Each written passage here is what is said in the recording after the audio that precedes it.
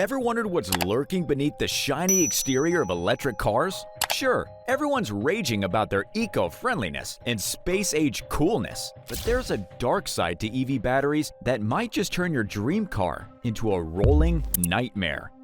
We're just now seeing these new reports, and these things are filled with issues that the media often neglects. Questions like, why do EVs seem to be exploding everywhere? Are EVs really the future for clean energy transportation? And why do almost all of the Western EV makers seem to be in some kind of trouble or be overtaken by Chinese manufacturers? And I know what you're thinking, come on, how bad can it really be? Well, everything about EVs, starting from production to even after purchase, is plagued with hidden disasters that might just make even the most die-hard EV enthusiasts think twice. Let me explain, starting from what has gotten everyone talking. Why are EVs catching fire? Well, there's not just one answer to that. And I know by now you've heard about battery fires, right? Pretty alarming for sure.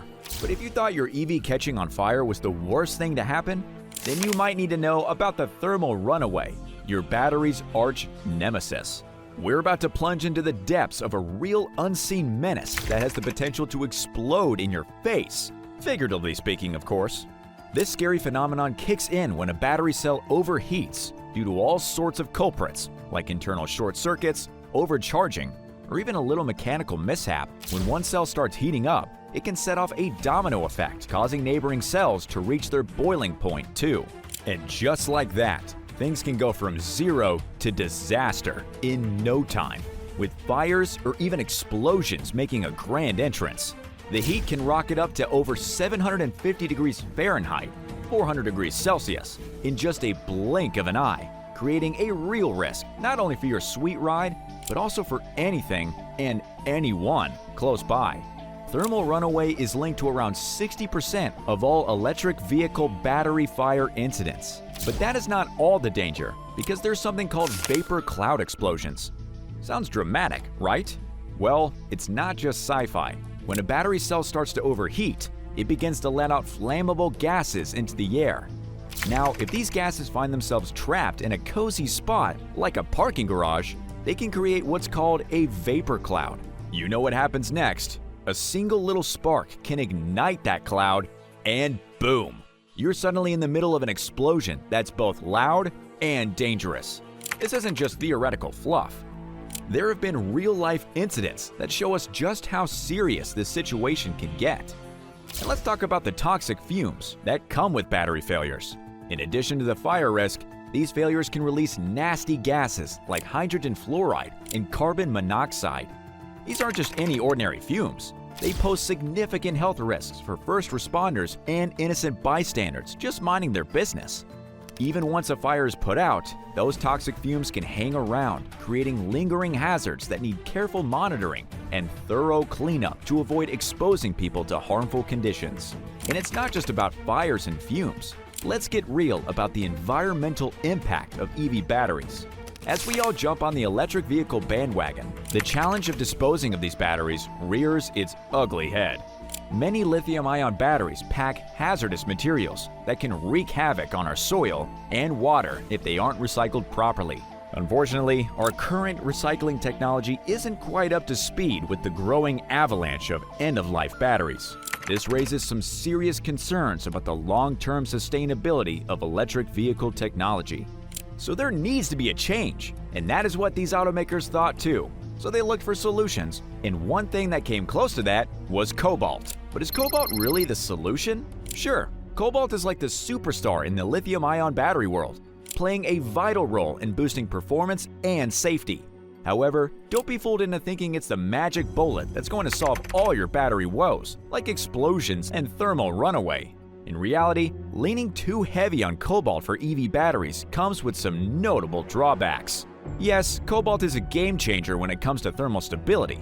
It helps keep those lithium-ion batteries nice and cool, which means a lower risk of thermal runaway and those dreaded explosions that we all want to avoid. Cobalt also amps up the energy density and specific power of our batteries, allowing our electric rides to cruise further on a single charge. But the reality is that cobalt is one of the priciest metals in the battery-making game, which means it drives up the overall cost of electric vehicles significantly. So, while we're loving the extended range of our EVs, we've got to consider our wallets too. And what about sustainability? Sure, cobalt can improve the lifespan and recyclability of batteries, which sounds great, promoting a greener future. However, we can't ignore that cobalt is a finite resource, which means it's not something we can rely on forever. The entire supply chain is also pretty fragile and susceptible to disruptions and price swings that can leave us in a tight spot. But this is just the tip of the iceberg. Let's talk about the details. The dark side of cobalt. Let's get real for a second and talk about a shocking issue that's all too common in the world of cobalt mining: child labor. Imagine a 7-year-old working in hazardous conditions. It's a grim picture, but reports reveal that this is exactly what many kids are facing in artisanal mines. These youngsters often find themselves missing out on vital education, forced to put in long hours just to help their families scrape by. According to the United Nations, around 40,000 kids are caught up in the cobalt mining chaos in the Democratic Republic of the Congo, enduring conditions that threaten both their bodies and minds. And when we talk about artisanal mining, we're not just discussing tough jobs. We're talking about downright dangerous working environments, miners working without any safety gear or even basic training. It's no wonder accidents are common, with mine collapses looming as a constant threat. In fact, these situations can often turn fatal. To make matters worse, these miners are frequently exposed to toxic dust and harsh chemicals, putting them at risk for long-term health problems like respiratory issues and nasty skin diseases. With no regulatory oversight in sight, these workers are left vulnerable, bearing the brunt of risks that should not be theirs to face. And let's shine a light on the economic side of this cobalt conundrum. Despite the wealth rolling in from cobalt mining, local communities aren't seeing any of that cash flow. Artisanal miners are often paid little money, leaving many families living below the poverty line. Their profits? They mainly head straight into the pockets of foreign companies and traders, especially those from China, who snap up cobalt for rock-bottom prices. This kind of economic exploitation traps communities in a vicious cycle of poverty, robbing them of the resources they need to lift themselves up, invest in education, and access healthcare services. And here's the kicker. You'd think the influx of wealth from cobalt mining might spark some improvements in local infrastructure, like roads, schools, and health clinics. But that's sadly not the case. Instead, profits are siphoned off to benefit multinational corporations and a handful of wealthy local elites, leaving behind the very communities that are digging up the cobalt. And remember, cobalt is a finite source, which means these corporations are just going to drain this rich soil and leave once they're done. And what about the environment? Let's break it down.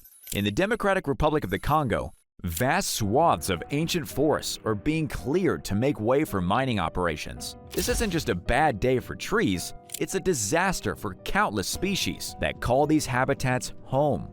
With the forest gone, we're not only losing biodiversity, but also exacerbating climate change, as those trees play a crucial role in absorbing carbon dioxide. The delicate balance of local ecosystems is thrown into chaos, pushing some plant and animal species to the brink of extinction. And then there's water pollution. When it comes to mining, the extraction process isn't just about moving rocks, it's about chemicals, and lots of them. Toxic substances used during mining operations often seep into rivers and streams, turning once clear waters into hazardous soup. That isn't just an environmental issue, it's a public health crisis waiting to happen. Communities that depend on these water sources for drinking, cooking, and farming suddenly find themselves facing severe health risks. Reports have shown alarming levels of heavy metals contaminating water supplies near mining areas, leading to diseases that can profoundly impact the well-being of residents. We're talking about life-threatening conditions that could easily be avoided if proper precautions were taken. And let's not overlook the social impact, shall we? The DRC has been embroiled in conflict for decades, and cobalt mining simply adds fuel to the fire. When valuable mineral resources are at stake, tensions can flare up quickly. Armed groups often clash over control of mining sites, resulting in violence and corruption that disrupts lives and communities. This ongoing conflict not only puts miners' lives at risk, but also destabilizes entire regions, making it nearly impossible for communities to thrive in peace. With armed groups hanging around, we also see forced labor and severe human rights abuses rear their ugly heads, further complicating an already dire situation for local populations. So, what's the bottom line here? Well, it's all messed up with one thing called geopolitics. Ever wondered who holds the reins in the cobalt supply chain? Well, look no further than China, which has carved out a dominant position in this arena, especially in the Democratic Republic of the Congo.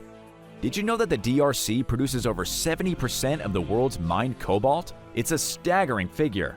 And here's how China is flexing its muscles in the cobalt mining and processing industry like a pro. First up, let's talk about control. 8 out of the 14 largest cobalt miners operating in the DRC are now Chinese-owned. That's right, Chinese companies are claiming nearly half of the country's cobalt output. Heavyweights like Huayu Cobalt and Jinchuan aren't just playing in the minor leagues, they're among the world's largest cobalt miners and refiners. This level of ownership translates to significant control over the DRC's cobalt production, and ultimately, its supply to the entire global market. Now, let's shift gears to the refining stage, where China really makes its mark. As of 2019, China was responsible for a whopping 67% of the global refined cobalt market. What does refined cobalt even include, you ask? It encompasses cobalt metal, various chemicals, and other essential products that battery manufacturers and automakers can't live without. Chinese firms specialize in refining nearly all the cobalt mined in the DRC, ensuring it meets the high-grade standards required for international markets. It's like China is the expert chef of cobalt, whipping up top-quality dishes that everyone wants at the global table. And by controlling a hefty portion of the DRC's cobalt mines and refining operations, China can dictate global cobalt prices and supply. This power plays right into China's hands, allowing it to secure the cobalt needed for its booming domestic industries, especially in the rapidly growing electric vehicle and battery sectors. Imagine having a VIP pass to the hottest concert. That's essentially what China holds in the cobalt game. But that's not all. Chinese companies are sinking their teeth into cutting-edge cobalt processing technologies, upping their efficiency while slashing costs. Take the semi-autogenous ball mill crushing circuit, SABC, as an example. It's a game-changing technique that's becoming standard in newly built cobalt concentrators across the DRC. This approach reduces the need for equipment, land, and labor, making operations smoother and more cost-effective. It's like getting an upgraded smartphone that performs better while being more affordable. And let's not forget the geopolitical chess game at play. China's chokehold on the cobalt supply chain isn't just about economics. It also grants it significant influence over the DRC's economic development and political landscape.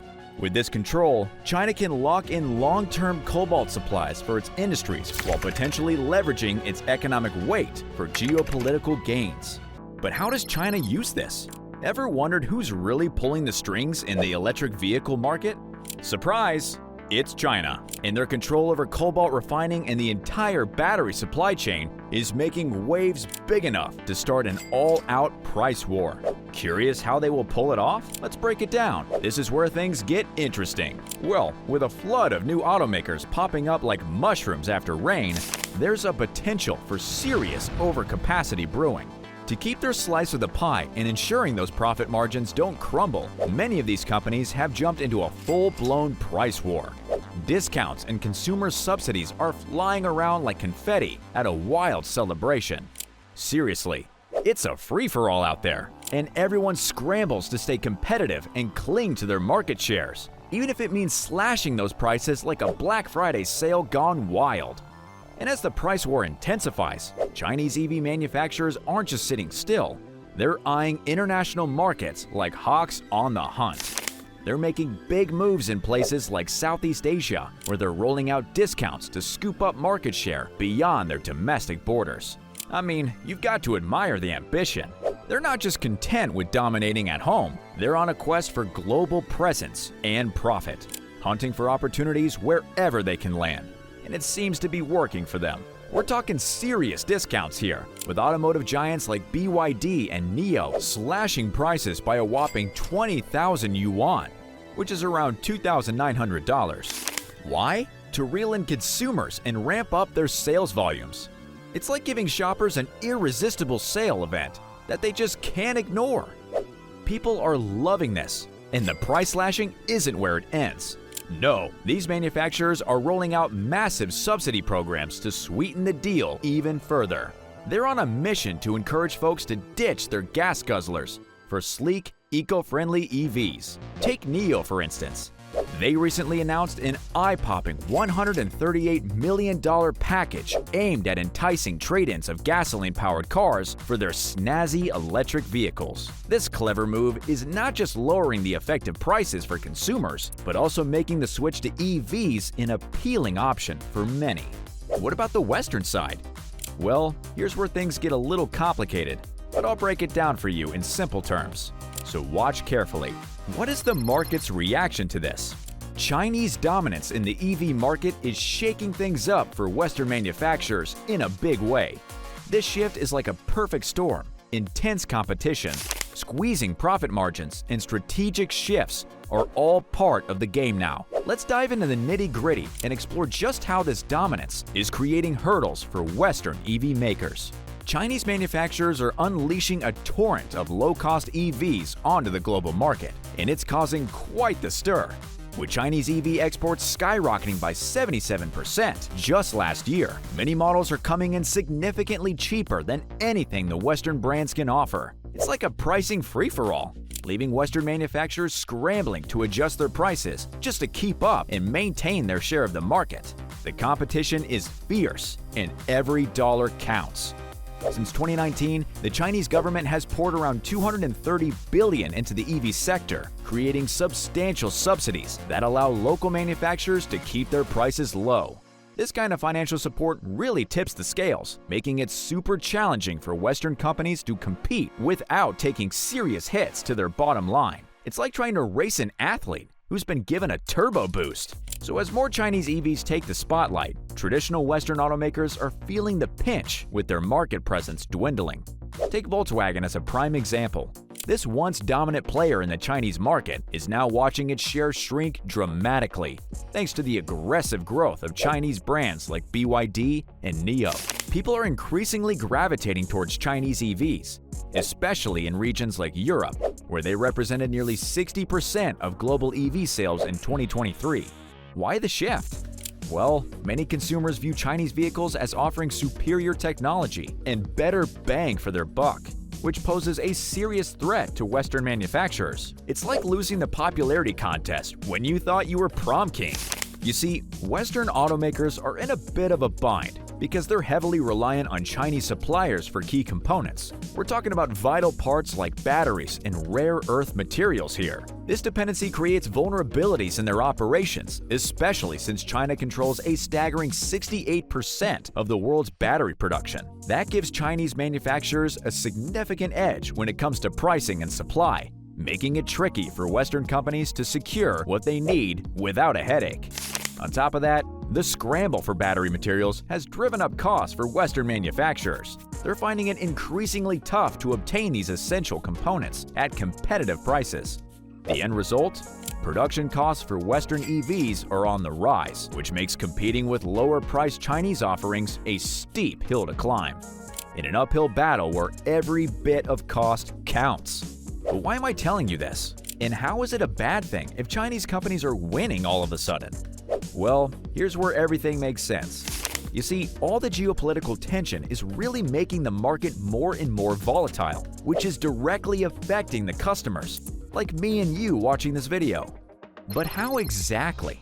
Let's dissect it. Imagine you're at a race, and every car is competing not just to win, but to be the cheapest on the block. Companies like Stellantis, Ford, Tesla, and GM are slashing prices left and right to attract buyers in a saturated market. And it sounds great for consumers, right? Cheap cars galore. But here's the twist. Lower prices can sometimes come at the expense of quality and reliability. It's simple logic. When automakers race to drop prices, they often cut corners. Car manufacturers under pressure to lure in customers may rush production or use lower quality parts in order to save money. That shiny new vehicle could end up having issues that make you wonder if you bought a lemon instead of a sports car. And it doesn't just stop at parts. The rigorous testing and quality assurance that go hand in hand with building a reliable vehicle often take a back seat during price wars. Ultimately, the relationship between price wars and reliability is a complex dance. When companies prioritize short-term gains through price slashing, they risk long-term reliability issues. They know this, but they simply don't care enough. The crazy part?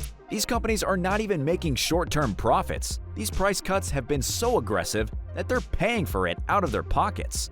Now that might seem like a dumb idea, but there's a secret that they don't tell you about, and it's how they're going to make those profits again. But what does it mean to you? And how does this affect you? Look, there is an alarming trend of automakers monopolizing vehicle repairs, and it has left many car owners feeling trapped. Major manufacturers like Ford are tightening their grip, limiting repair options, and threatening to raise costs significantly. And this situation arises from automakers relying heavily on proprietary software and exclusive access to crucial repair information, tools, and diagnostic data. Automakers have developed their own software platforms, making it challenging for independent mechanics to compete. Only authorized dealerships and specially trained technicians can access these systems, such as Ford's FDRS, Ford Diagnostic and Repair System. This exclusivity creates substantial barriers for independent shops who struggle to keep pace with advancements in automotive technology. For car owners, this means fewer choices for repairs, as independent mechanics are increasingly pushed out of the market. This lack of competition often results in higher repair costs and a more rigid servicing schedule. Dealerships, aware of the limited alternatives available to car owners, frequently impose premium rates, making necessary repairs feel like an added financial burden. Additionally, the exclusive tools and software used by dealerships lead to reduced transparency, making it challenging for car owners to understand what repairs are necessary and their associated costs. The resulting confusion can leave owners feeling uneasy and distrustful of the entire repair process, complicating their ability to make informed decisions. To combat this troubling trend, consumer advocacy groups and some lawmakers are advocating for right-to-repair legislation. This would require manufacturers to share repair information and tools with independent mechanics, similar to what they provide their dealerships. Such legislation aims to level the playing field, ensuring car owners have the freedom to choose where and how to service their vehicles. But these giant companies are fighting these laws, and they kind of have to, or they'll be overrun by Chinese companies that don't care about these types of things so much. And often with these car softwares, it's not just repairs that seem to have a dark side. Let me introduce you to big data. Look, manufacturers are not just making cars anymore, they're data-hungry machines on wheels. And while this might sound cool at first, it's raising some serious eyebrows among consumers. We're talking about privacy issues, sneaky marketing tactics, and feeling like you've lost control over your personal info. Imagine your car knowing more about your daily habits than your best friend. Creepy, right? These automakers are collecting data like there's no tomorrow, and it's not just about your favorite radio station. We're talking invasive stuff that can make you squirm. And don't even get me started on data breaches. One slip up, and suddenly your identity is up for grabs faster. And all of this is for marketing tactics. You know how your phone seems to read your mind sometimes with those eerie, accurate ads? Well, car companies are jumping on that bandwagon too. They're using your data to create these super detailed consumer profiles, which sound fancy until you realize it means they're basically trying to manipulate you into buying stuff. And get this, they might even be using this info to charge you different prices based on what they think you can afford. And don't even get me started on the lack of transparency. It's like these companies think they're running some sort of secret spy operation. They're collecting all this data about you, but good luck trying to figure out what they're actually doing with it. It's enough to make anyone paranoid. All of this adds up to one big problem: trust issues. But the thing is, they can't stop now. The ball is already rolling. It's like a loop, and this is how they're going to survive the price wars. And this is how the EV sector hides the mess, starting from production to your doorstep. And even after that, These EVs hide their dark truth. It's a vicious cycle. But let us know your thoughts down below. Thanks for watching, and I'll see you in the next one.